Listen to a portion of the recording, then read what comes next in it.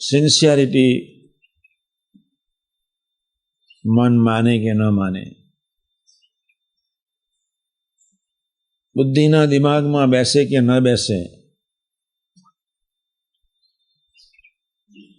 પણ એક ધારી હારાકીરી વચને એનું નામ સિન્સિયરિટી. આપણા ભયંકર દુશ્મન છે ઇન્દ્રિયો, આપણા ભયંકર દુશ્મન છે મન બુદ્ધિ. સૌથી વધારે દુશ્મન છે ફર્સ્ટ નંબર ઇન્દ્રિયો. 5 ઇન્દ્રિયો, 4 અંતઃકરણ. વર્ષોથી ઇન્દ્રિયોના રાગ પોષીને મન બુદ્ધિના સ્વભાવ પોષ્યા. આ ધંધો આપણે અનંતકાળથી કર્યો, હવે નથી કરવો. બસ હવે સિન્સિયર થવો છે. સિન્સિયરિટી દાયનીમિઝ ભૂલકું નપાસ થઈએ ભજન. ગુણાદાન સ્વામી એક જ વાત લખી નાખી છે, સંત કહે તેમ કરવું તે શ્રેષ્ઠ છે અને મન ધાર્યું કરવું એ કનિષ્ઠ છે.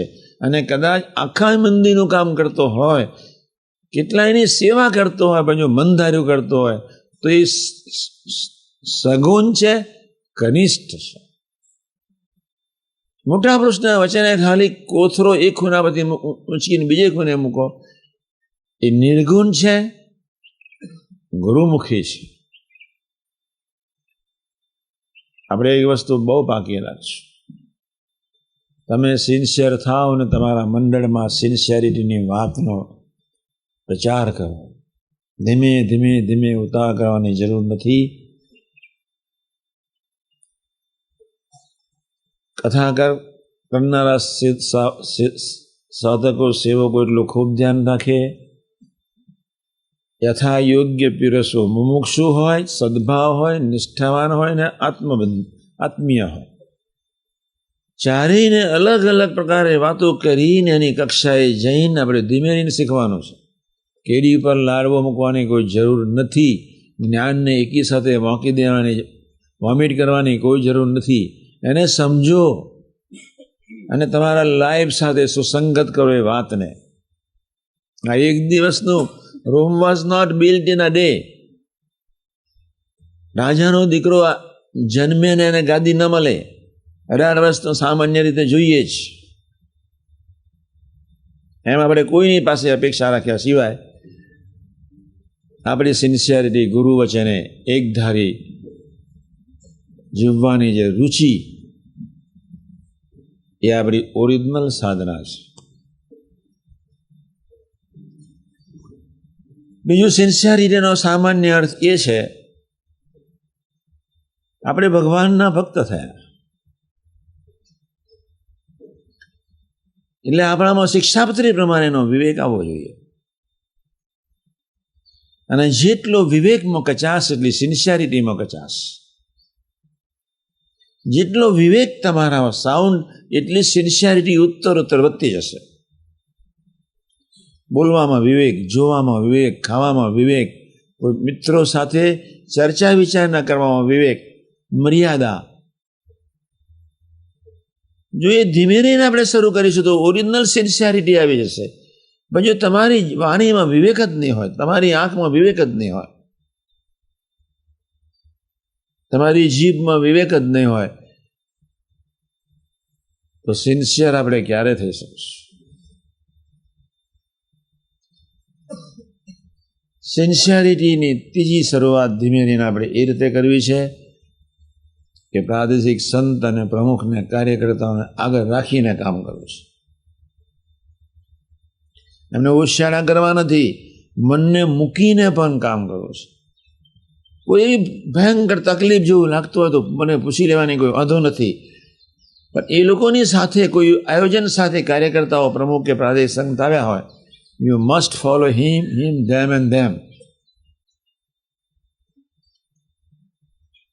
આપણે સામાન્ય રીતે આ વાતને સમજીશું નહીં તો ખરેખરી સિન્સિયરિટી ભગવાનના વચને જીવવા માટેની આવશે નહીં. એટલે ગુરુમુખી જીવન, મનમુખી જીવનનો પ્રલય અને ગુરુમુખી જીવનની શરૂઆત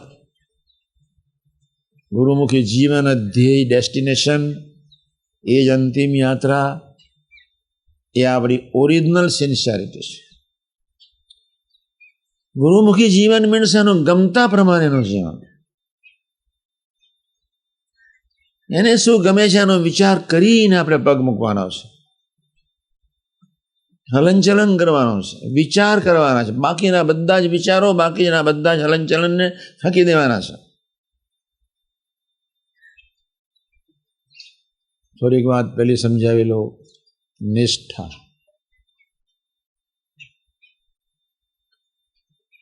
નિષ્ઠાવાન હરિભગતનું મોટા મોટું એક જ લક્ષણ, કેવળ પ્રભુના સંતના બળે જીવે,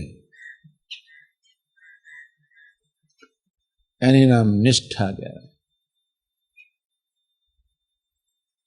આમ નિષ્ઠા તું સદા દિવ્ય સાકાર સર્વોપરી કરતા હરતા હિતકારી. નિષ્ઠાના વતના પ્રથમ 27, 37, 62, 72, છેલ્લાનો 38 ઘણા વતના જ.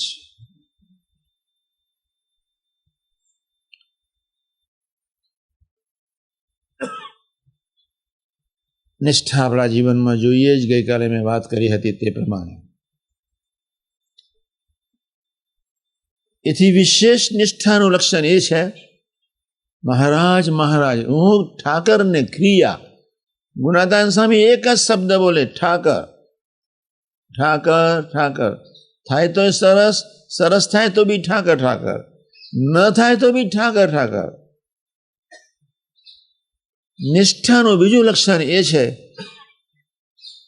કે ઇન્દ્રિયો અંતઃકરણમાં ભયંકર ભૂરા વિચારો ઉઠતા હોય, કલ્પના ન કર્યા હોય, કલ્પના જરાય ચિંતા કર્યા સિવાય પ્રથમ 16 અને 23 પ્રમાણે આને કાં ભૂલકું થઈને લપાઈ ગઈને માથે જ પડીને, ભૂલકું માથે પડે,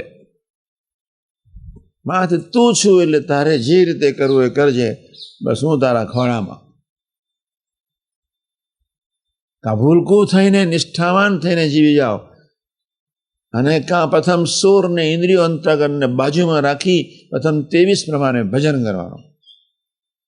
કોઈ એમ નથી કહેવાનું મને ગંદા જ વિચારો નથી ઉઠતા.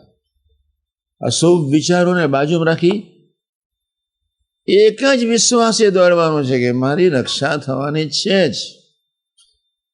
મહારાજને સ્વામી અક્ષરધામના એટલે હું અક્ષરધામનો છું જ. મારી કોઈ નાત જાત વન આશ્રમ છે જ નહીં. કોઈ વાણિયા નથી, કોઈ બ્રાહ્મણ નથી, કોઈ પટેલ નથી, કોઈ હરિજન નથી, કોઈ આદિવાસી નથી. આપણે ભગવાનના છીએ. ભગવાનને સંત આપણા માવતર છે. એ અક્ષરધામના એટલે આપણે અક્ષરધામના જ.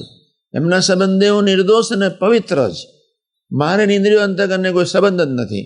ઇન્દ્રિયો અંતઃકરણ માઇક ષડયંત્રથી કરોડો જન્મથી જીવેલું એટલે એના સંસ્કાર એ ભોગવે. મારે મારા આત્માને પ્રભુ ચરણે જ રાખવાનો છે. તારું જે થવાનું એ થાય એવા ભાવથી નિરંતર કેપમાં રહીને મન બુદ્ધિને ઉખેરીને, છંચેરીને, દૂર કરીને, ફેંકીને પણ કિંચિત વજન તમારા શરીર પર મારા અહીંયા 2-4 કીડીઓ ફરતી હોય, મને ખ્યાલ જ ના આવે. તમારા શરીર પર લાખો બેક્ટેરિયા છે, તમને ખ્યાલ નથી. એક રૂવાણામાં લાખ જીવ છે, તમને ખ્યાલ નથી. એમાં તમારા 9 કરોડ રૂવાણા. આમાં કેટલી જીવાત છે, આખું માઇક્રોસ્કોપથી આખું જુઓ તો તમારું શરીર ગંધાતું જ હોય. ખાડા ટીકરાવાળું જ દેખાય. અત્યારે આમ સિમેટ્રિકલ દેખાય.